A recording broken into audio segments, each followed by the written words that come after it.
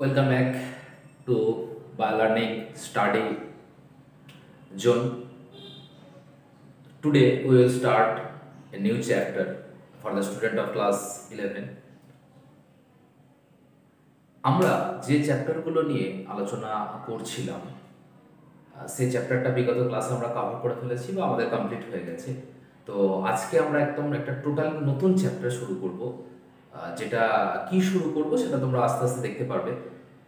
তো শুরু করার আগে আমি তোমাদের যে চ্যাপ্টারটা শুরু করতে চলেছি, কত নম্বর চ্যাপ্টার, কি ধারা বা কি আছে টপিকগুলো, সেই বিষয়গুলো আমি তোমাদের পুরোপুরি ধারণা দিয়ে দেবো, যেটা আমি আগেও করেছি বা আগের ক্লাসগুলো তোমরা যারা ফলো করেছো তারা দেখেছো। তো সেখানে আমি টোটাল চ্যাপ্টারটা সিলেবাসটা বলে দেবো, সিলেবাসের মধ্যে কী কী আছে, কী কী আমরা পড়বো, কোন কোনগুলো এইচএসের কোশ্চেন আসে, স্টেপ বাই স্টেপ আমরা ক্লাসগুলো ফলো করতে থাকো, তাহলেই দেখবে সবগুলো বুঝতে পারবে এবং সব কনসেপ্টগুলো ক্লিয়ার হয়ে যাবে। তো এখনো পর্যন্ত যারা আমার চ্যানেলটিকে সাবস্ক্রাইব করোনি তারা এক্ষুনি সাবস্ক্রাইব করে দাও চ্যানেলটি সাবস্ক্রাইব করে দিয়ে ভিডিওগুলো, তবে তোমরা নোটিফিকেশন পাবে, পাশে বেল আইকনটা ক্লিক করে দিও, যাতে সহজেই ভিডিও আমি আপলোড করার সাথে সাথেই তোমরা নোটিফিকেশন পেয়ে যাও। তো এটা তো একটা বিষয়। এবার যে বিষয়টা নিয়ে আমাদের আলোচনা করার উদ্দেশ্য আজকে, বা যেটা আমাদের মেন উদ্দেশ্য আমাদের, তো সেটা হচ্ছে যে আমাদের একটা চ্যাপ্টারকে শুরু করা। তো এখান থেকে মোটামুটি আমি বলতে পারি যে তোমার যে চ্যাপ্টারটা আমাদের আছে, অ্যাকচুয়ালি সেই চ্যাপ্টারটা শুরু করতে গিয়ে আমি কয়েকটা বিষয় আগে বলি। সেটা হচ্ছে যে আমরা তো সবাই জানি যে আমরা খাদ্য খাই মুখের মধ্য দিয়ে, সেই খাদ্যটা কি হয় সারা দেহে বা সারা দেহে যে বিভিন্ন কোষ বা কলা বা অঙ্গগুলো আছে সেখানে ছড়িয়ে পড়ে। সেটা আমরা সবাই জানি, কারণ আমাদের খাদ্য খাওয়ার পর সেটা পাচিত হয় এবং সেটা পরিবাহিত হয় এক জায়গা থেকে অন্য জায়গায়, পরিবহন হয় মানে কিসের মাধ্যমে, রক্তের মধ্য দিয়ে, এবং রক্তটা পরিবাহিত হয় বিভিন্ন রক্তবাহ শিরা, ধমনী, জালক এদের মধ্য দিয়ে। তাহলে আমরা জানি যেমন, বা দেহ থেকে রেচন পদার্থগুলো দেহ থেকে নির্গত হয়ে যায়, কারণ বিগত ক্লাসেই আমরা রেচন সম্পর্কে আলোচনা করে এসেছি। তো যারা রেচনের ক্লাসগুলো করনি বা মিস করে গেছো, তারা ক্লাসগুলো দেখে নিতে পারো। তোমার বায়োলার্নিংয়ে গিয়ে সেখানে প্লেলিস্ট পেয়ে যাবে, প্লেলিস্টে গিয়ে তোমরা দেখে নিতে পারো। এবার তাহলে আমাদের দেহে কি হচ্ছে না, যে দূষিত পদার্থগুলো আছে সেগুলো দেহ থেকে একটা নির্দিষ্ট মাধ্যমের মধ্য দিয়ে, যেমন আমরা দেখেছিলাম রক্তের মধ্য দিয়ে সেগুলো তোমার বৃক্কে আসছে, বৃক্ক থেকে নেফ্রনের মধ্য দিয়ে পরিশুদ্ধ হয়ে তারপর দেহ থেকে প্রয়োজনীয় অংশটা দেহে চলে যাচ্ছে, আর অপ্রয়োজনীয় অংশটা বা রেচিত পদার্থটা যেটা ছিল, রেচন পদার্থগুলো দেহ থেকে মূত্রের মাধ্যমে নির্গত হয়ে যাচ্ছে। তাহলে এখানে রক্তের মাধ্যমে পরিবাহিত হচ্ছে, বা আমরা যে খাদ্যগুলো খাচ্ছি সেই খাদ্যগুলো কি হচ্ছে একইভাবে পরিবাহিত হচ্ছে। এছাড়াও তোমার যে বিষয়গুলো আছে সেটা হচ্ছে দেহে বিভিন্ন হরমোন, বিভিন্ন উৎসেচক, বিভিন্ন প্রোটিন যেগুলো পরিবাহিত হয়, বা বিভিন্ন খনিজ মৌলগুলো, এগুলো কি হচ্ছে রক্তের মধ্য দিয়ে আমাদের সারা দেহে ছড়িয়ে পড়ছে। তাহলে এটা তো গেল মানুষের দেহের ক্ষেত্রে, কিন্তু এটা যদি উদ্ভিদ দেহ হয়, তাহলে উদ্ভিদ দেহ কি হবে না, উদ্ভিদ দেহ নিশ্চয়ই যে জিনিসগুলো আছে তোমার সেটা খনিজ মৌল হতে পারে, জল হতে পারে, বিভিন্ন উৎসেচক হতে পারে, বিভিন্ন প্রোটিনস হতে পারে, বিপাকজাত দূষিত পদার্থ হতে পারে। তাহলে এই সমস্ত পদার্থগুলো নিশ্চয়ই পরিবাহিত হয়। তাহলে কিভাবে বুঝবো তাহলে পরিবহন কি হচ্ছে, পরিবাহিত হচ্ছে? হ্যাঁ, হচ্ছে। কিভাবে বুঝবো না, এটা পরিবহনটা বুঝতে গেলে আমরা জানি, আমরা ক্লাস 9 থেকে একটা জিনিস পড়ে এসেছি, সেটা হচ্ছে বাষ্পমোচন। তাহলে উদ্ভিদের আমরা জানি কি, উদ্ভিদের বাষ্পমোচন প্রক্রিয়াটা আমরা পড়েছি, যেখানে পাতার মধ্যে দিয়ে জলটা বেরিয়ে যাচ্ছে বা জলটা বাষ্প আকারে বেরিয়ে যায়। তাহলে পাতার মধ্যে জলটা এলো কোথা থেকে? তাহলে এই জায়গাটা যদি আবার দেখতে হয় পাতার মধ্যে জলটা আসছে কোথা থেকে, তাহলে আমাকে যেতে হবে কোথায় না, উদ্ভিদের মূল দ্বারা জল শোষণ।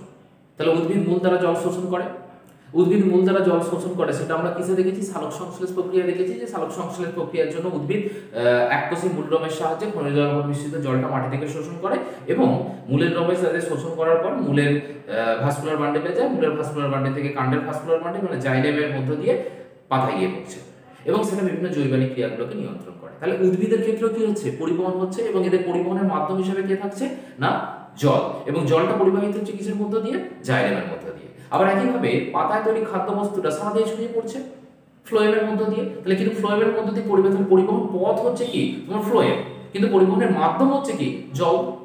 তাহলে মানুষের দেহ যেমন ছিল, তাহলে জীবদেহে পরিবহনের মাধ্যম হচ্ছে, পরিবহন পথটা ছিল রক্তবাহ, কিন্তু পরিবহনের মাধ্যম ছিল কি রক্ত, তাহলে রক্তের মধ্যে দিয়ে যায়, তেমনি উদ্ভিদ দেহে পরিবহনের মাধ্যম হচ্ছে তোমার জল।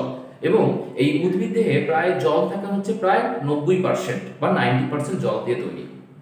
আর জীবদের ক্ষেত্রে সেটা, বা প্রাণী দেহের ক্ষেত্রে বা মানুষের ক্ষেত্রে যদি আমরা ধরি সেটা সেটা হবে 70%। তো এখান থেকে তাহলে উদ্ভিদের পরিবহন হচ্ছে, উদ্ভিদের পরিবহন যে হচ্ছে তার প্রমাণ তো আমরা পেলাম কিভাবে, বাষ্পমোচন হচ্ছে। তাহলে বাষ্পমোচন কি, আমরা গাছের গোড়ায় জল দিই, ভালো করে লক্ষ্য করো, আমরা গাছের গোড়ায় জল দিই, তাহলে গাছের গোড়ায় জল দিলে তাহলে জলটা যদি পরিবাহিত না হতো, তাহলে গাছের ডগা, গাছটা যদি লম্বা একটা গাছ, যদি মনে করি যে একটা গাছ 10 মিটার লম্বা, তাহলে 10 মিটার গাছের ডগায় মধ্যে আমরা জল দিই না, তাহলে ওপরে জলটা কি হচ্ছে, তাহলে পাতাগুলো সতেজ আছে, মানে কি গাছের জলটা পরিবাহিত হয়েছে বলেই সতেজ আছে, তাহলে উপরের পাতাগুলো না হলে মারা যেত। তাহলে নিশ্চয়ই মূল থেকে যে জলটা শোষণ হলো, গাছের গোড়ায় জল দিলাম, গাছের গোড়ার মূলরম দ্বারা জলটা শোষণ করলো মাটি থেকে, শোষণ করার পর সেটা ঊর্ধ্বমুখে পরিবাহিত হচ্ছে, বা পাতায় তৈরি খাদ্যবস্তুটা সারা দিয়ে ছড়িয়ে পড়ছে। তাহলে এই ঘটনাগুলো কি পরিবহন হচ্ছে, তার একটা ইন্ডিকেট বা আভাস আমাকে দিচ্ছে। তাহলে এইভাবে তোমরা দেখতে পারো, বা আমরা যখন এই চ্যাপ্টারটার পরবর্তী স্টেজে যাব, যে উদ্ভিদের অ্যাকচুয়ালি পরিবহন হচ্ছে কিনা সেটা বোঝা যাবে বিভিন্ন পরীক্ষার সাহায্যে। যদি আমরা পিপারোমিয়া গাছ দিয়ে পরীক্ষা করি, যে একটা মূলসহ পিপারোমিয়া গাছ আমরা নিলাম, বা যেটাকে লুচি পাতা বলা হয়, পিপেরোমিয়া বা লুচি পাতা, এই গাছ দিয়ে যদি পরীক্ষা করি, গাছটা হচ্ছে ট্রান্সপারেন্ট, মানে গাছটা স্বচ্ছ, তো বাইরে থেকে সবকিছু দেখা যায়, তার ভিতর দিয়ে কি পরিবাহিত হচ্ছে। তো আমরা যদি একটা ইওসিন দ্রবণ মিশ্রিত জলের বা কনিক্যাল ফ্লাক্সের মধ্যে একটা ইওসিন দ্রবণ মিশ্রিত জল নিই, তাহলে জল নেওয়ার পর তো গাছটায় যদি আমরা এই জলের মধ্যে ডুবিয়ে দিই, তাহলে মূলরম দ্বারা জল শোষিত হচ্ছে কিনা সেটা স্পষ্টভাবে বোঝা যায়। কারণ কিভাবে হয়, তাহলে যদি মূলরম দ্বারা জল শোষণ করে, যেহেতু ইওসিন লাল কালারের একটা জলীয় দ্রবণ, তাহলে জলীয় দ্রবণটা গাছের মধ্য দিয়ে উঠবে, তাহলে যতটা উঠবে গাছের কালারটা লাল হয়ে যাবে। এটা আমরা পরবর্তীতে আমরা ছবি আঁকবো, ছবি এঁকে বিষয়গুলো দেখবো। তাহলে এইভাবে কি হচ্ছে না, জলটা উপর দিকে উঠছে, তাহলে পরিবহন হচ্ছে। তাহলে পরিবহন, উদ্ভিদের যে পরিবহন হচ্ছে তার সাপেক্ষে আমরা অনেক প্রমাণ পাবো। তাহলে আজকে আমরা যে বিষয়গুলো দেখতে চলেছি সেটা হচ্ছে আমাদের যে চ্যাপ্টার, সেটা হচ্ছে তোমাদের ক্লাস 11-এর একটা চ্যাপ্টার, প্ল্যান্ট ফিজিওলজি বা উদ্ভিদ শারীরবিদ্যা, যেটা আছে তোমার ইউনিট 3 সম্ভবত, ইউনিট 3 তোমার চ্যাপ্টার নাম্বার 9, যেটা হচ্ছে ট্রান্সপোর্ট ইন প্ল্যান্ট বা উদ্ভিদের পরিবহন। তাহলে এতক্ষণ দেখো আমরা উদ্ভিদের পরিবহন নিয়ে কথা বলছিলাম। তাহলে উদ্ভিদের কিভাবে পরিবাহিত হচ্ছে, কি হচ্ছে, মানুষের ক্ষেত্রে বলেছি এবং উদ্ভিদের ক্ষেত্রে বলেছি। তাহলে উদ্ভিদের পরিবহন বলতে, তাহলে ট্রান্সপোর্টিং প্ল্যান্ট আমাদের হচ্ছে নিউ চ্যাপ্টার, এবং তার বাংলাটা বলা হচ্ছে কি উদ্ভিদের পরিবহন কিভাবে হয়, এবং তার মধ্যে ওভারঅল তোমাদের সিলেবাস, তোমাদের West Bengal Council of Higher Secondary এডুকেশনের যে সিলেবাস বলা হয়েছে, সেই সিলেবাসটা জাস্ট একবার দেখে নাও। সেখানে সিলেবাসটা কি আছে দেখো, 9.1 যেটা দেওয়া রয়েছে সেটা হচ্ছে ইন্ট্রোডাকশন। তাহলে ইন্ট্রোডাকশন বা ট্রান্সপোর্টিং প্ল্যান্ট সেটা কি দেখবো, এবং এর মধ্যে কি কি আছে সেগুলো একটু স্পষ্ট করে বা ক্লিয়ার করে দেখে নাও। সেটা হচ্ছে দেখো তোমাদের যেটা আছে সেটা হচ্ছে যে absorption of water, gases and nutrients. তাহলে অ্যাবজর্পশন মানে হচ্ছে শোষণ, তাহলে জল, খনিজ মৌল এবং গ্যাস কিভাবে শোষিত হয় উদ্ভিদের দ্বারা, বা উদ্ভিদ কিভাবে শোষণ করে সেই জায়গাটা আমরা দেখবো। আর তার সঙ্গে কি দেখবো, 2 নম্বর পয়েন্ট বলছে 9.2 সেল টু সেল ট্রান্সপোর্ট, মানে কোষ থেকে কোষান্তরে পরিবহন। তাহলে একটা কোষ থেকে আরেকটা কোষের মধ্যে কিভাবে যাচ্ছে সেই জায়গাটা দেখবো। এবং তার আন্ডারে কয়েকটা টপিক আছে দেখো, একটা হচ্ছে ডিফিউশন বা ব্যাপন, ফ্যাসিলিটেটেড ডিফিউশন বা সহায়ক ব্যাপন, এবং অ্যাক্টিভ ট্রান্সপোর্ট বা যেটাকে সক্রিয় পরিবহন বলা হচ্ছে। তারপরে চলে যাও 9.3, সেটা হচ্ছে প্ল্যান্ট ওয়াটার রিলেশন, মানে উদ্ভিদ এবং জলের যে কি সম্পর্ক আছে সেই সম্পর্কে দেখো কয়েকটা টপিক তোমাদের আছে। সেটা হচ্ছে ইমবাইবিশন বা আত্মভূতি, ওয়াটার পোটেনশিয়াল বা জল বিভব, অসমোসিস বা অভিস্রবণ, এবং প্লাজমোলাইসিস। তার সঙ্গে আমরা প্লাজমোলাইসিসটা পড়ব। 9.4 কি বলছে, লং ডিস্টেন্স ট্রান্সপোর্ট, উদ্ভিদের যে জল বা কোনো কিছু পরিবাহিত হচ্ছে সেটা দূরবর্তী স্থানে পরিবহন। তাহলে উদ্ভিদের দূরবর্তী স্থানে পরিবহন সেটা দেখবো। তার মধ্যে কি আছে, apoplast, symplast, root pressure, transpiration pull, uptake of mineral ion. তাহলে অ্যাপোপ্লাস, সিমপ্লাস, মূলজ চাপ বা রুট প্রেশার, ট্রান্সপিরেশন পুল মানে বাষ্পমোচন টান, আপটেক অফ মিনারেল আয়ন, তাহলে মিনারেল আয়ন বা খনিজ মৌল শোষণ। এটা গেল হচ্ছে 4 নম্বর পয়েন্ট। 5 নম্বর কি আছে টপিক, 5 নম্বর টপিক যেটা আছে দেখো, সেটা হচ্ছে 9.5 ট্রান্সপিরেশন এন্ড গাটেশন। তাহলে ট্রান্সপিরেশন মানে বাষ্পমোচন, আর গাটেশন মানে হচ্ছে তোমার যেটাকে বলা হয় জলপত্রের মধ্যে জল বেরিয়ে যাওয়া, সেটা হচ্ছে গাটেশন। তো বাংলাটা আমার ঠিক মনে পড়ছে না, এটা পরে যখন পড়াবো এটা বলে দেবো। আর তারপরে আছে opening and closing of stomata, পত্ররন্ধ্রের খোলা এবং বন্ধ হওয়ার পদ্ধতি, সেই জায়গাটা আমরা পড়বো, কীভাবে পত্ররন্ধ্র খোলে কীভাবে বন্ধ হয়, তো সেই জায়গাটা আমরা দেখবো। কেনই বা বন্ধ থাকে, কেনই বা রাতের বেলা বন্ধ থাকে দিনের বেলা খোলা হয়ে যায়, তাহলে সেই জায়গাগুলো আমরা দেখবো। এটা গেল 9.5। আর লাস্ট যেটা পয়েন্ট আছে সেটা হচ্ছে 9.6, সেটা হচ্ছে ট্রান্সলোকেশন, এক জায়গা থেকে লোকেশনটা চেঞ্জ হওয়া। তাহলে কোনো একটা বস্তু এক জায়গা থেকে অন্য জায়গায় কিভাবে পরিবাহিত হয় তার সম্পর্কে আমরা পড়বো। Transport through xylem and phloem, xylem এবং ফ্লোয়েমের মধ্য দিয়ে কিভাবে ট্রান্সপোর্ট হচ্ছে বা পরিবহন হচ্ছে। আর মাস ফ্লো হাইপোথিসিস, একটা আমাদের মতবাদ রয়েছে, সেই মাস ফ্লো হাইপোথিসিস এই জায়গাটা আমরা পড়বো। তাহলে মোটামুটি দেখো এইগুলো গেল হচ্ছে আমার কি, এইগুলো হচ্ছে আমার টোটাল সিলেবাস। তাহলে এই সিলেবাসটা আমরা মেনটেন করব, দিয়ে আমাদের টপিকে যাব। চলো টপিকটা আমরা কি আছে আমাদের একদম প্রথম থেকে আমরা শুরু করব। সেটা হচ্ছে আমরা আজকে চেষ্টা করব যতটা সম্ভব কভার করে দেওয়া যায়, বা যতগুলো টপিক কভার করে দেওয়া যায়। এখান থেকে 1 মার্কস, 2 মার্কস, 5 মার্কস, 3 মার্কস সব ধরনেরই কোশ্চেন আসে। তো চ্যাপ্টারটা খুবই গুরুত্বপূর্ণ। চলো একদম প্রথম থেকে শুরু করা যাক। প্ল্যান্ট ফিজিওলজি কি এবং প্ল্যান্ট ফিজিওলজির সম্পর্কে কি মতবাদ আছে, কি ধারা, বা নিটে কোন কোন কোশ্চেন আসতে পারে, কি ধরনের কোশ্চেন আসতে পারে, সেই জাতীয় জিনিসগুলো দিয়ে আমরা টোটালটাকে কমপ্লিট করব। চলো লেটস গো। ফার্স্ট যে টপিকটা আমরা পড়তে চলেছি, বা ফার্স্ট যে টপিকটা আমরা পড়ব, প্রথমতই আমরা আসছি হচ্ছে ইন্ট্রোডাকশন। ইন্ট্রোডাকশন ইন্ট্রোডাকশন এই ইন্ট্রোডাকশনের মধ্যে ফার্স্ট যেটা আছে সেটা হচ্ছে অ্যাবজর্পশন, তাই তো? Absorption absorption absorption of water gases and nutrients. এখান থেকে মেনলি আমরা শর্ট কোশ্চেনগুলোই পাবো এখান থেকে। উদ্ভিদের যে প্রথম আমাদের টপিক আজকে সেটা হচ্ছে অ্যাবজর্পশন। অ্যাবজর্পশন মানে শোষণ করা। তাহলে উদ্ভিদ আমরা জানি মূল দ্বারা জল শোষণ করে, পত্ররন্ধ্র দিয়ে গ্যাস বা কার্বন ডাই অক্সাইড অক্সিজেন আদান প্রদান করে, নিউট্রিয়েন্টস গুলো মূলরম দ্বারা শোষণ করে। আমরা ছোট থেকে এই জিনিসগুলো পড়ে এসেছি। তো সেই জিনিসগুলি আমি জাস্ট একবার রিমাইন্ড করিয়ে দেবো। তো সেখান থেকে খুব ডিটেলসে আমি যাবো না, জাস্ট একটু ছোট ছোট করে পড়িয়ে দিই। সেটা হচ্ছে ফার্স্ট অফ অল যেটা আমাদের আছে অ্যাবজর্পশন অফ দ্য ওয়াটার। তাহলে অ্যাবজর্পশন অফ ওয়াটার এই জায়গায় যেটা আছে, সেখানে মেনলি ওয়াটারটা কিভাবে অ্যাবজর্ব হচ্ছে না, আমরা প্রথমত যেটা জানি সেটা হচ্ছে জল, উদ্ভিদের জল শোষণ করার জন্য প্রধান অঙ্গ হচ্ছে মূল। এবার এখান থেকে প্রশ্ন হচ্ছে স্থলজ উদ্ভিদ যারা আছে, যারা টেরেস্ট্রিয়াল প্ল্যান্টস কি করে? মূলরমের সাহায্যে মাটি থেকে জল শোষণ করে। তাহলে 1 নম্বর পয়েন্ট আমরা কি পাবো না, 1 নম্বর পয়েন্ট পাচ্ছি মূলরম দ্বারা জল শোষণ, অ্যাবজর্পশন বাই দ্য রুট। মূলরম দ্বারা জল শোষণ, মূলরম দ্বারা জল শোষণ। তাহলে এটা কারা করে? তাহলে মূলরম দ্বারা জল শোষণ করে সেটা হচ্ছে স্থলবাসী উদ্ভিদ বা টেরেস্ট্রিয়াল প্ল্যান্ট। ঠিক আছে, টেরেস্ট্রিয়াল প্ল্যান্টস যারা আছে, স্থলজ উদ্ভিদ, টেরেস্ট্রিয়াল প্ল্যান্টস গুলো মূলরম দ্বারা জল শোষণ করে। এবার মূলরম দ্বারা জল শোষণ করার জন্য কোন প্রকার জল শোষণ করে না, তারা মেইনলি যে সব জল শোষণ করে সেটা হচ্ছে মাটির কৈশিক জল। ঠিক আছে, কৈশিক জলটাকে শোষণ করে। কৈশিক জল যেটাকে বলা হয় ক্যাপিলারি ওয়াটার। কৈশিক জল বা ক্যাপিলারি ওয়াটার, মাটির কৈশিক স্থানে আবদ্ধ কৈশিক জলটাকে উদ্ভিদ মূলরম দ্বারা শোষণ করে। তাহলে স্থলজ উদ্ভিদ বা স্থলে যে সমস্ত উদ্ভিদগুলো আছে সেই সমস্ত উদ্ভিদগুলো রুট হেয়ার, এককোষী মূলরম দ্বারা, তাই তো? তাহলে মূলরম সর্বদা কি হয়? মূলরম সর্বদা হয় এককোষী, তাই তো? এককোষী মূলরম, ইউনিসেলুলার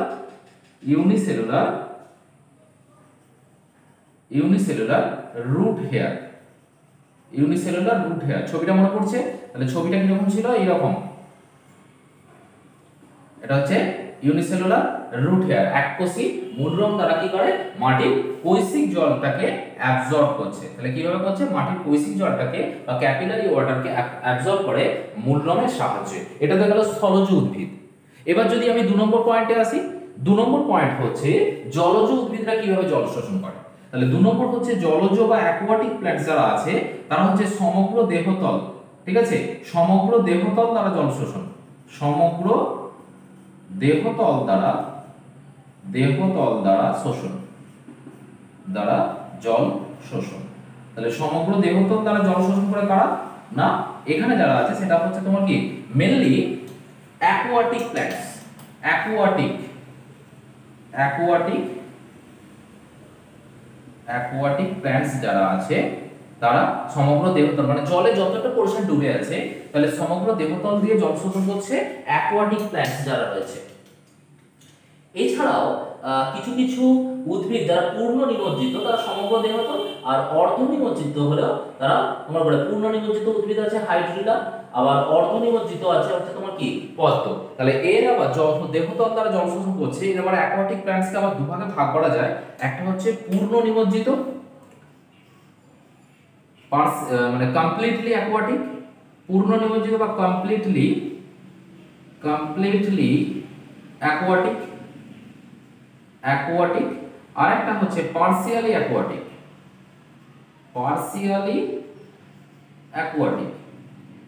মানে কিছুটা জলের মধ্যে ডুবে আছে। তাহলে যতটা পোরশন জলের মধ্যে ডুবে থাকবে ততটা পোরশনের মধ্যে দিয়ে তারা কি করবে জলটাকে শোষণ করবে। তাহলে কমপ্লিটলি অ্যাকোয়াটিক যদি एग्जांपल বলি সেটা হচ্ছে হাইড্রিলা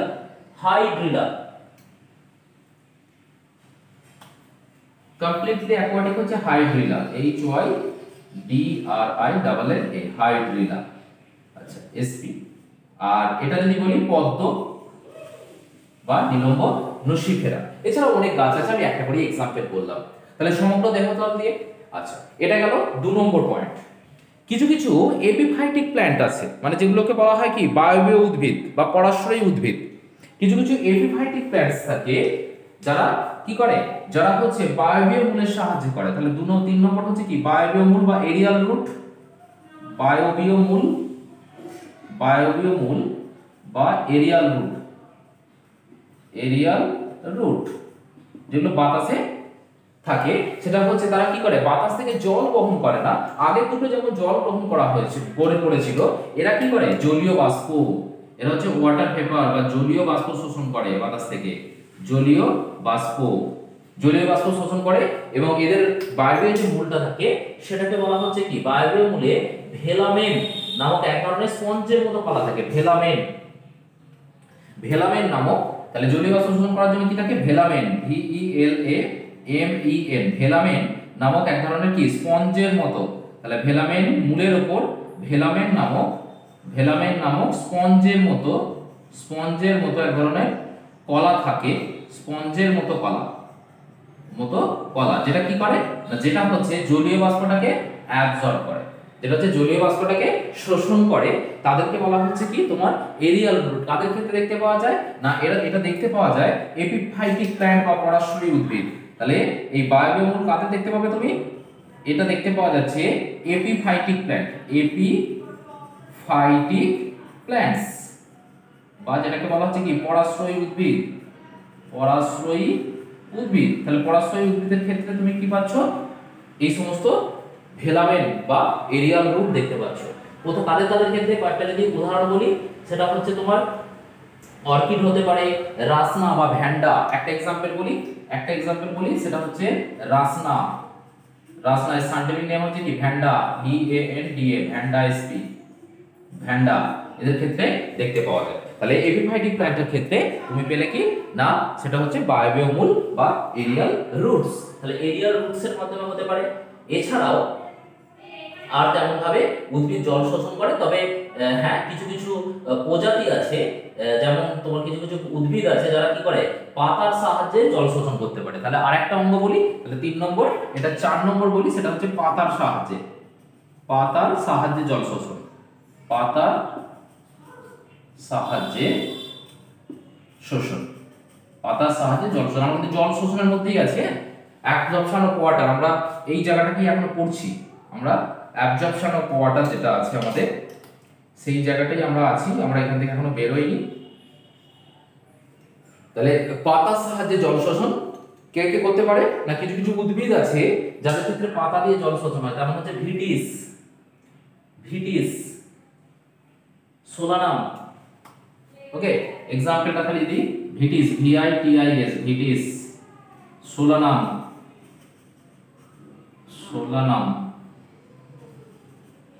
এক্সেট্রা। তাহলে এদের ক্ষেত্রে পাতার সাহায্যে জল শোষণ করে। তাহলে দেখো টোটাল 4টে বিষয় আমরা দেখলাম।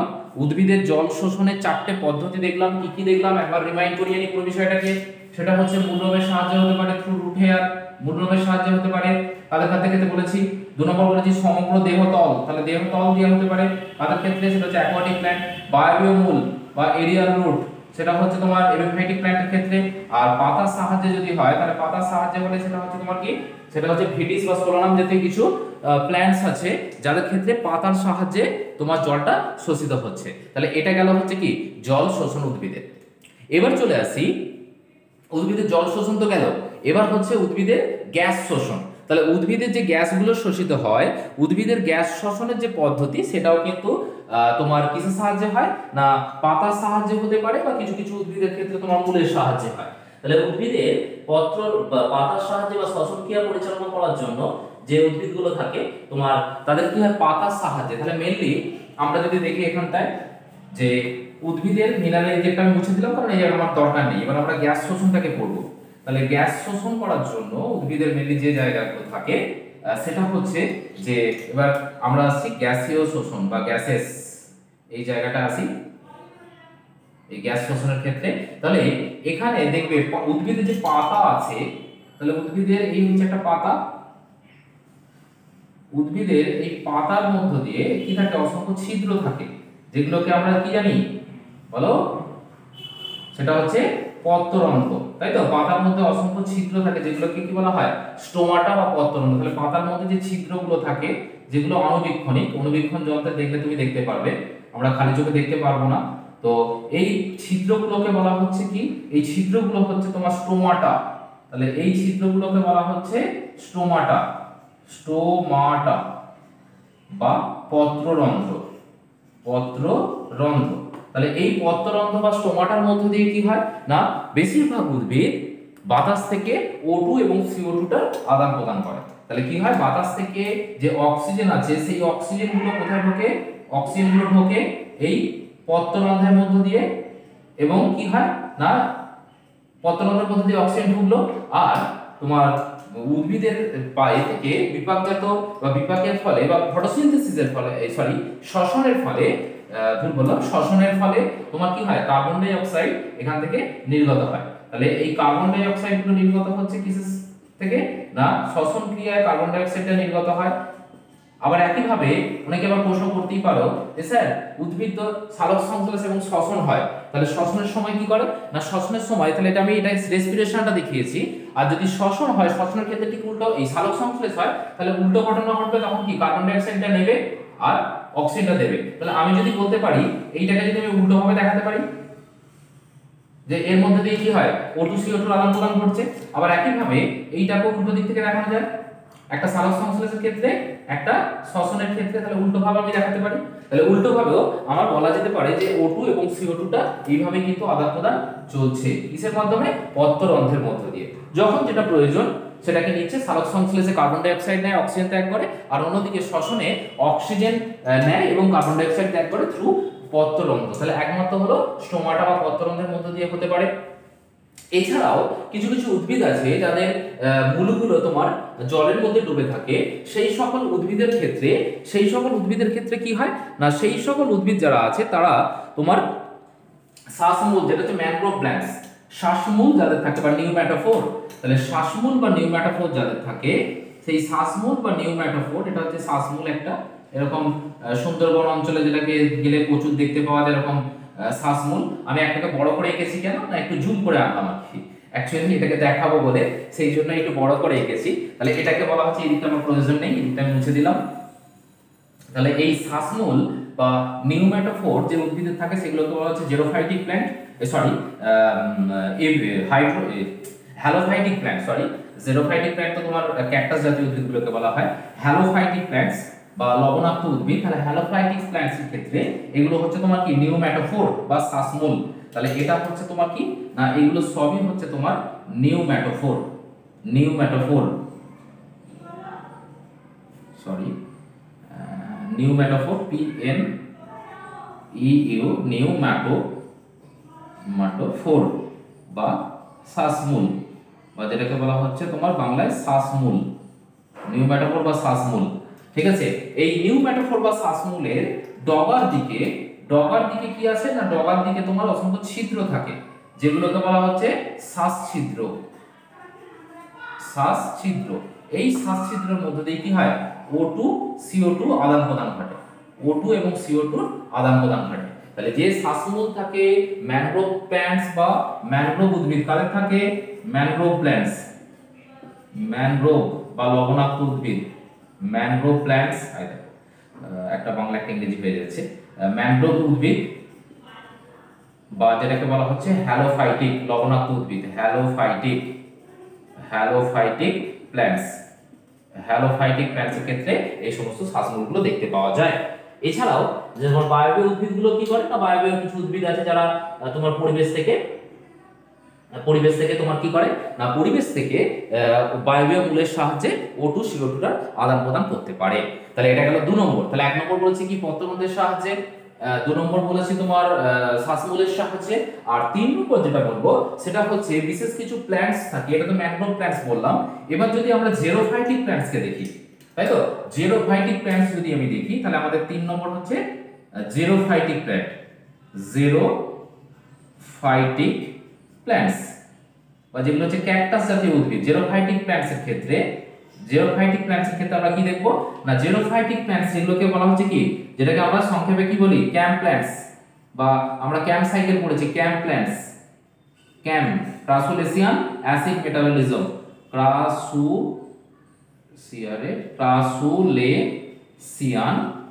অ্যাসিড মেটাবলিজম, যারা কি করে, যারা হচ্ছে দিনের বেলায় পত্ররন্ধ্রটাকে বন্ধ রাখে আর রাতের বেলায় পত্ররন্ধ্রটাকে কি করে, খুলে দেয়। তাহলে ডিউরিং ডে, তাহলে ডে টাইম, ডেতে কি হয়, ডে, আর একটা হচ্ছে তোমার নাইট, তাহলে ডেতে কি স্টোমাটা ক্লোজড আর এতে স্টোমাটা ওপেন। তাহলে দিনের বেলায় এরা কি করে, দিনের বেলায় পত্ররন্ধ্রটাকে বন্ধ রাখে আর রাতের বেলায় সেই পত্ররন্ধ্রটাকে কি করে, খুলে দেয়। তাহলে তার মাধ্যমে কি করে না, তার মাধ্যমে তোমার O2 এবং CO2 টাকে আদান প্রদান করে থাকে। আর স্থলজ উদ্ভিদের ক্ষেত্রে বা জলজ উদ্ভিদের ক্ষেত্রে তোমার কি করে না, এরা যেগুলো দিনের বেলায় পত্ররন্ধ্র খোলা থাকে আর রাতের বেলায় পত্ররন্ধ্রটা বন্ধ থাকে, এটা হচ্ছে নরমাল। আর এটা হচ্ছে কি এক্সেপশনাল, সেই জন্য এগুলোকে তোমার এদের এক প্রকার অভিযোজন, কারণ যেহেতু এরা মরুভূমির উদ্ভিদ তাহলে এদের ক্ষেত্রে এই ঘটনাগুলো ঘটে। তাহলে এটা গেল কি না উদ্ভিদের 2 নম্বর পয়েন্ট যেটা ছিল সেটা হচ্ছে গ্যাস শোষণ। আর 3 নম্বর দেখো যে জায়গাটা রয়েছে, 3 নম্বর জায়গাটা হচ্ছে তোমার কি উদ্ভিদের ক্ষেত্রে মিনারেলস, তাই তো উদ্ভিদের যে খনিজ মৌলগুলো আছে, মিনারেলস নিউট্রিয়েন্টস যেগুলো আছে, এই যে মিনারেল শোষণ করে কিসের মাধ্যমে না, থ্রু রুট হেয়ার, মূলরমের সাহায্যে বা রুট হেয়ারস, ঠিক আছে, মূলরমের সাহায্যে, এককোষী মূলরমের সাহায্যে খনিজ লবণ উইথ ওয়াটার, জলের সাথে মিশ্রিত হয়ে খনিজ লবণটাকে শোষণ করে। ঠিক আছে, তাহলে জলের সাথেই খনিজ লবণটা শোষিত হয় উদ্ভিদের ক্ষেত্রে। এগুলো আর আলাদা করে আমি আর যাচ্ছি না, কারণ এগুলো এখান থেকে খনিজ লবণ শোষণ করছে, কারণ যেগুলোই খনিজ লবণ সেগুলো কি বলা হচ্ছে নিউট্রিয়েন্ট বা পরিপোষক। সেই খনিজ লবণগুলো কি কি হতে পারে, sodium, potassium, calcium, magnesium, phosphorus, boron, ঠিক আছে, কার্বন, হাইড্রোজেন, বিভিন্ন রকমের আছে। সেটা গ্যাসীয় উপাদান হতে পারে, সেটা খনিজ উপাদান হতে পারে, সেগুলি হচ্ছে সবই কি মিনারেলস বা নিউট্রিয়েন্টস, সেগুলো কিন্তু শোষণ করছে। তাহলে মোটামুটি দেখো আমাদের প্রথম যে টপিকটা ছিল introduction absorption of water, gases and nutrients, এই জায়গাটা মোটামুটি আমি কভার করতে পেরেছি। আশা করি তোমরা সবাই বুঝতে পেরেছো। তো এরপরে আমরা চলে যাব কোথায়, আমাদের 2 নম্বর যে পোরশনটা রয়েছে বা 2 নম্বর যে টপিকটা রয়েছে সেল টু সেল ট্রান্সপোর্ট, সেই জায়গাটাই আমরা দেখব। তো চলো আমরা সেল টু সেল ট্রান্সপোর্ট কি আছে সেই জায়গাটা টপিকটা আমরা চলে এসেছি, সেটা হচ্ছে আমাদের দেখেই বুঝতে পারছো সেল টু সেল ট্রান্সপোর্ট, তাই তো। তাহলে এটা একটা সেল, এটা একটা সেল, তাহলে সেল টু সেল ট্রান্সপোর্ট আমি একটু অন্যভাবে লিখলাম আর কি। তো সেল টু সেল ট্রান্সপোর্ট মানে একটা কোষ থেকে আরেকটা কোষে যাওয়া, বা যেটাকে বলা হচ্ছে কি কোষান্তর অভিসরণ। যেমন দেখো বিষয়টা একটু আরেকটু ক্ল্যারিফাই করে দিই, সেটা হচ্ছে উদ্ভিদ মূলরম দ্বারা জল শোষণ করেছে এবং সেটা পাতায় পৌঁছেছে। তাহলে উদ্ভিদের মূলরম দ্বারা জল শোষণ করা থেকে জলটা জাইলেম বাহিকার মধ্য দিয়ে পাতায় পৌঁছালো, সেখানে কয়েক লক্ষ বা কয়েক কোটি সেল আছে। তাহলে সেলগুলোকে কি করে যে পাস করে করে করে করে গেছে। তাহলে এই যে একটা কোষ থেকে, সাপোজ মনে করো এটা একটা কোষ, এই একটা কোষ থেকে তার পাশে আরেকটা কোষ আছে, তার পাশে আরেকটা কোষ আছে, তাহলে এইভাবে কি হচ্ছে একটা কোষ থেকে পরপর, তাহলে একটা কোষ থেকে জলটা শোষণ হলো, তাহলে জলটা বা খনিজ লবণটা শোষণ হলো, দিয়ে তারপরের কোষ, তারপরের কোষ, এইভাবে কি হচ্ছে ট্রান্সফার হচ্ছে। তাহলে এটাকে কি বলা হচ্ছে সেল টু সেল ট্রান্সপোর্ট। তাহলে এটা কি বলা হচ্ছে সেল টু সেল ট্রান্সপোর্ট বা কোষান্তর পরিবহন। এবার কিভাবে হচ্ছে বা যেটাকে বলা হচ্ছে কি কোষান্তর পরিবহন। এবার কিভাবে হচ্ছে তার প্রসেসটা আমরা দেখব, কোষান্তর পরিবহন, তাই তো। একটা কোষ থেকে আর একটা কোষের মধ্যে তোমার যে কোনো তরল পদার্থ, সেটা হতে পারে হরমোন হতে পারে, উৎসেচক হতে পারে, জলীয় জল হতে পারে, কোনো নিউট্রিয়েন্ট হতে পারে, যা কিছু গ্যাস হতে পারে। তাহলে একটা কোষ থেকে যখন আরেকটা কোষে ট্রান্সফার হচ্ছে, তাহলে এটাকে বলা হচ্ছে কি কোষ থেকে কোষে পরিবহন। তাহলে এখান থেকে তাই বলা হচ্ছে যে এবার আমাদের টপিক হচ্ছে কোষ থেকে কোষে পরিবহন, that is the cell to cell, তাই তো। লিখে দিই এখানে, তাহলে বুঝতে যদি অসুবিধা হয়। সেটা হচ্ছে তোমার cell, CELL, cell to cell, তাহলে সেল টু সেল ট্রান্সপোর্ট বা কোষান্তর পরিবহন। এবার চলে আসো, এবার যেটা আসবো কোষান্তর পরিবহন বা যখন একটা কোষ থেকে আরেকটা কোষে যাচ্ছে, সেই যে যাওয়ার যে প্রসেসটা সেটা দুটো ভাবে হতে পারে। সেল টু সেল ট্রান্সপোর্টকে যদি আমি ভাগ করি, সেখানে আমি দুটো ভাগ পাবো। একটা হচ্ছে দেখো সেল টু সেল ট্রান্সপোর্টের আমি দুটো হাত দেখালাম, দুটো ভাগ দেখালাম, সেখানে একটা হাত এটা আর একটা হাত হচ্ছে এটা। তাহলে সেল টু সেল ট্রান্সপোর্টের দুটো ভাগ, সেটা হচ্ছে প্রথম হাত যেটা বা প্রথম ভাগ যেটা, সেটা হচ্ছে তোমার কি প্যাসিভ ট্রান্সপোর্ট। এক নম্বর যেটা বলা হচ্ছে passive transport, passive PASSIVE, passive transport, বা যেটাকে বাংলায় বলে নিষ্ক্রিয় পরিবহন, নিষ্ক্রিয় পরিবহন। আরেকটা হচ্ছে যেটা, সেটা হচ্ছে অ্যাক্টিভ ট্রান্সপোর্ট, অ্যাক্টিভ ট্রান্সপোর্ট, বা যেটাকে বলা হচ্ছে কি সক্রিয় পরিবহন, নিষ্ক্রিয় পরিবহন এবং সক্রিয় পরিবহন। এবার অ্যাক্টিভ এবং প্যাসিভ, সক্রিয় আর নিষ্ক্রিয় পরিবহনের মধ্যে আমরা যদি কিছুটা ডিফারেন্স করে নিই, বা এদের মধ্যে মেন ডিফারেন্সটা কোথায় বা পার্থক্যটা কি।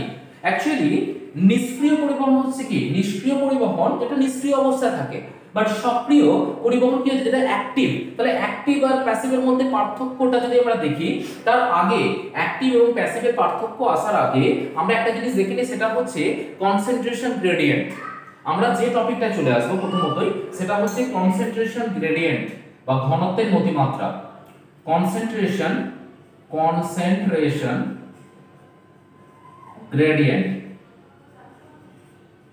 কনসেন্ট্রেশন গ্রেডিয়েন্ট যেটাকে বলা হচ্ছে ঘনত্বের নতিমাত্রা, বা concentration gradient. What is this? তাহলে কনসেন্ট্রেশন গ্রেডিয়েন্ট যেটা বিষয়টা, সেটা একটু দেখে নাও। সেটা হচ্ছে যে ঘনত্ব সবসময় কি হয় না, আমরা যদি দেখি তোমার জল কোন দিক থেকে কোন দিকে যায়, উঁচু থেকে নিচুতে, তাই তো। তাহলে সবসময় উঁচু থেকে নিচুর দিকে যাচ্ছে। তাহলে উচ্চ ঘনত্বযুক্ত স্থান থেকে কোনো জিনিসের নিম্ন ঘনত্বের দিকে যাওয়া, সেটাই হচ্ছে কি বেটার। তাহলে দুটো দ্রবণ আছে, দুটো দ্রবণকে তুমি মিশিয়ে দিলে, তাহলে তাহলে কি হয়, যেখানে বেশি ঘনত্ব থেকে তোমার কম ঘনত্বের দিকে যায়। তাহলে একটা দ্রবণ আমি যদি করি, একটা দ্রবণ দেখি, তাহলে দুটো দ্রবণ আমি নিলাম, দ্রবণ 1 বা সলিউশন 1, দ্রবণ 1, আর একটা নিলাম কি দ্রবণ 2 বা সলিউশন 2। তাহলে একটা হচ্ছে কি জল এবং চিনি, দুটোই মনে করো জল এবং চিনি দ্রবণ।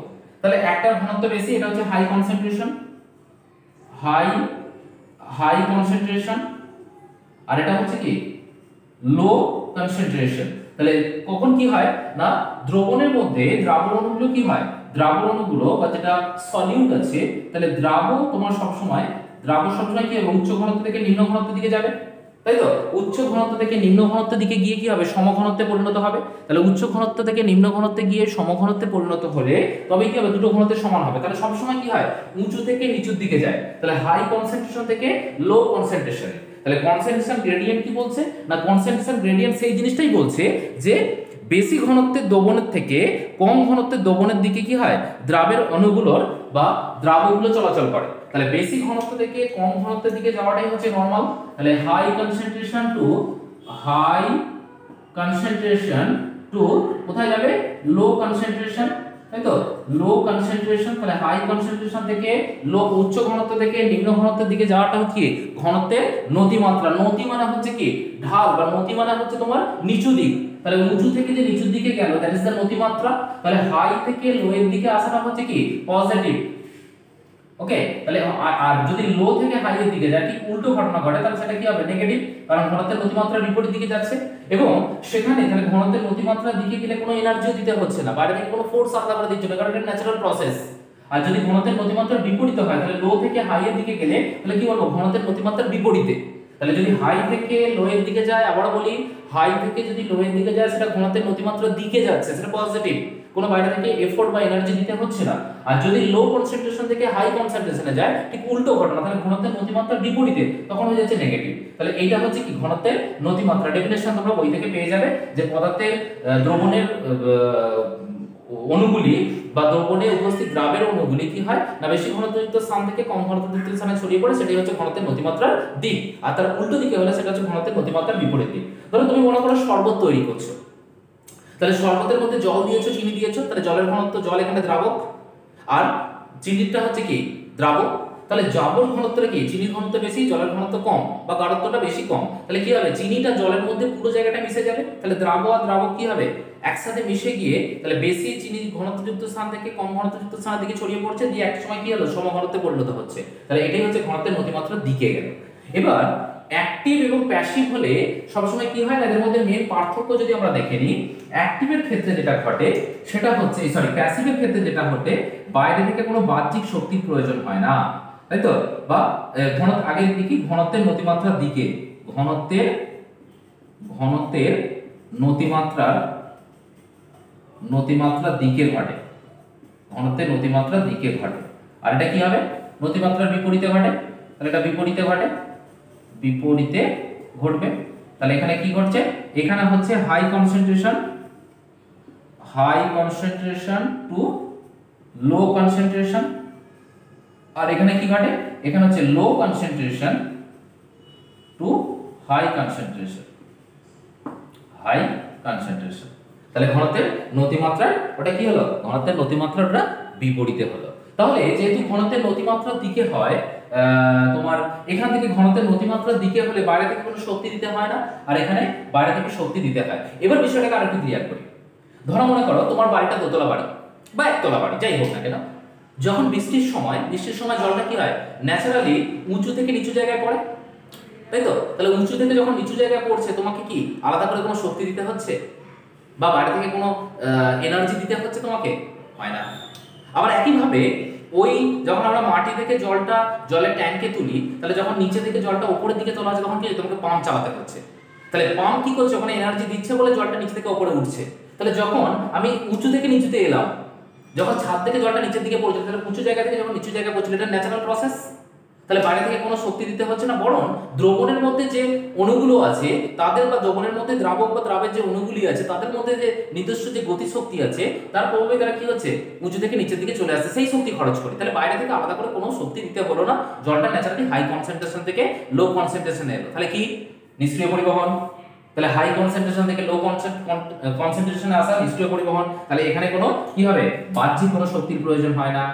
তাহলে আরেকটা পয়েন্ট কি গেল, বাহ্যিক শক্তির প্রয়োজন নেই, প্রয়োজন হয় না।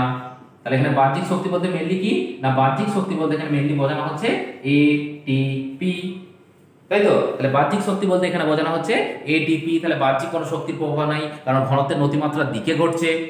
একইভাবে যখন তুমি জলটাকে নিচে থেকে উপরে তুলছিলে, তাহলে কি হচ্ছে নিম্ন ঘনত্ব থেকে উচ্চ ঘনত্বের দিকে যাচ্ছে।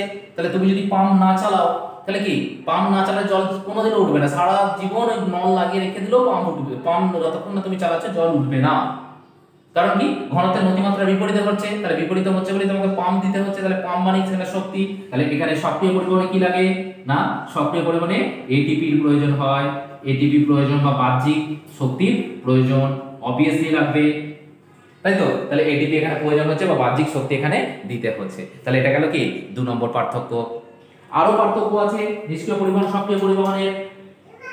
আরেকটা হচ্ছে তোমার নিষ্ক্রিয় পরিবহন জীবদেহে অথবা জীবদেহের বাইরে করতে পারে, তাই তো? তাহলে জীবদেহ ঘটে এবং জীবদেহের বাইরেও ঘটে। 3 নম্বর পয়েন্ট এসো, এটা হচ্ছে জীবদেহে, জীবদেহে মানে জীবদেহের মধ্যে অথবা জীবদেহের বাইরে, যেখানে খুশি ঘটাতে পারো, জীবদেহের বাইরে ঘটে। আর এটা শুধুমাত্র কি হবে, যে কোনো সজীব দেহেই ঘটবে। তাহলে সক্রিয় পরিবহন বাইরে থেকে যেহেতু শক্তি দিতে হচ্ছে, তোমার সজীব দেহে ঘটে কেবলমাত্র। তাহলে এখানে করো কেবলমাত্র, কেবলমাত্র সজীব দেহে ঘটে। আচ্ছা, এখানে যেহেতু বাহ্যিক শক্তি দিতে হয় না, তাই কোনো বাহকের প্রয়োজন হয় না, তাই তো? এখানে যেহেতু শক্তি দিতে হয় না, তাই কোনো বাহকের প্রয়োজন নেই। তাহলে এখানে পরের পয়েন্ট আসছে, বাইরে থেকে যেহেতু শক্তি দিতে হয় না, বাহকের প্রয়োজন নেই, বাহকের প্রয়োজন হয় না। এখানে একটা ব্যতিক্রম আছে, এক্সেপশন, একটা এক্সেপশন আছে, সেটা হচ্ছে ফ্যাসিলিটেটেড ডিফিউশন বা সহায়ক ব্যাপন। পরে আমরা বিষয়টা জানবো, সহায়ক ব্যাপন বা ফ্যাসিলিটেটেড ডিফিউশন, এটা হচ্ছে এক্সেপশন। এখানে তোমার অবভিয়াসলি যেহেতু শক্তি দিতে হচ্ছে, তাহলে বাহকের প্রয়োজন, ক্যারিয়ার লাগবে, বাহকের প্রয়োজন, বাহক ছাড়া কখনোই সম্ভব হবে না। তাহলে এইগুলো হচ্ছে মোটামুটি দেখো পার্থক্য হয়ে গেল। এবার আরো বলতে পারো এখানে উৎসেচকের প্রয়োজন নেই, এখানে উৎসেচকের প্রয়োজন আছে। তাহলে উৎসেচকের প্রয়োজন নেই কোথায়, তাহলে এখানে হচ্ছে উৎসেচকের প্রয়োজন নেই, এনজাইম লাগে না, উৎসেচকের প্রয়োজন নেই, প্রয়োজন নেই। আর এখানে কি আছে, উৎসেচকের প্রয়োজন, এনজাইম প্রয়োজন, এনজাইম প্রয়োজন। তাহলে এইগুলো হচ্ছে দেখো তোমার সক্রিয় আর নিষ্ক্রিয় পরিবহনের তোমার একটা পার্থক্য হয়ে গেল।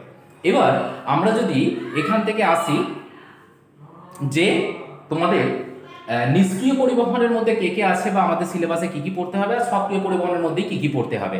তাহলে নিষ্ক্রিয় পরিবহনে আমরা যে জায়গাগুলো পড়বো, দেখো মোটামুটি একটা পার্থক্য পেলাম তো, তাহলে নিশ্চয়ই বুঝতে কোনো অসুবিধা হচ্ছে না।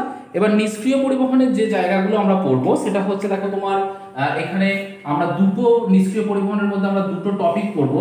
1 নম্বর টপিক হচ্ছে ব্যাপন বা ডিফিউশন, ব্যাপন বা ডিফিউশন, ডিফিউশন। আর 2 নম্বর যে টপিকটা আমরা পড়বো সেটা হচ্ছে তোমার সহায়ক ব্যাপন, সহায়ক ব্যাপন বা ফ্যাসিলিটেটেড ডিফিউশন, ফ্যাসিলিটেটেড ডিফিউশন বা সহায়ক ব্যাপন। তাহলে এই দুটো জায়গা আমরা পড়বো। আর সক্রিয় পরিবহনের মধ্যে প্রোটন পাম্প বা এই জায়গাটা আমরা সক্রিয় পরিবহনটা পুরোটাই আমরা দেখবো। এখানে আমাদের প্রোটন পাম্প আছে, ঠিক আছে, সেই প্রোটন পাম্পটা আমরা দেখবো, প্রোটন পাম্প, প্রোটন পাম্প সেই জায়গাটা আমাদের পড়লেই মোটামুটি হয়ে যাবে। তো আমাদের তাহলে এবারে আমাদের উদ্দেশ্য হচ্ছে কি না, আমাদের উদ্দেশ্য হচ্ছে নিষ্ক্রিয় পরিবহন সক্রিয় পরিবহনের মধ্যে একটা পার্থক্য আমরা তৈরি করে ফেলেছি। আমরা যাব হচ্ছে কোথায়, আমরা এর পরের যেটা দুটো টপিক আছে আমাদের, প্রথমে আমরা যাব হচ্ছে কোথায়, প্রথমে আমরা যাব এই ব্যাপনে। তাহলে প্রথমে আমরা ব্যাপন বা ডিফিউশনটাকে করবো ফার্স্ট অফ অল। সেকেন্ড আমরা যেটা যাব সেটা হচ্ছে সহায়ক ব্যাপন বা ফ্যাসিলিটেটেড ডিফিউশন। তো চলো আমরা ব্যাপন আগে শুরু করি, দেন ব্যাপন কমপ্লিট হলে আমরা সহায়ক ব্যাপনে ঢুকবো। চলো তাহলে দেখো আজকে আমরা আর বিষয়টাকে বিস্তারিত করব না, কারণ আমাদের ক্লাসটা অনেকটা সময় হয়ে গেছে। তো বেশি বড় করে তোমাদের দেখতে একটু সমস্যা হবে, সেই জন্য আমি আর ক্লাসটাকে বিস্তারিত যাচ্ছি না, বা পরের টপিক যেটা যাবো বলছিলাম ব্যাপন এবং সহায়ক ব্যাপন, সেটা আমরা পরের ক্লাসে দেখবো, ব্যাপন থেকে শুরু করবো আমরা। তো আজকের ক্লাসটা আমি এই পর্যন্ত শেষ করলাম। তাহলে মোটামুটি ওভারঅল আগে তোমাদের ইন্ট্রোডাক্টরি পার্টটা পয়েন্ট নাম্বার 1 যেটা 9.1 ছিল সেটাকে পড়িয়েছি, 9.2 যেটা ছিল সেটাকে বুঝিয়েছি কিছুটা, তার ইন্ট্রোডাকশনটা বুঝিয়েছি। দেন আমাদের প্রসেস যেগুলো আছে তোমার diffusion, facilitated diffusion and active transport, এই জায়গাটা আমরা পরের ক্লাসে দেখবো।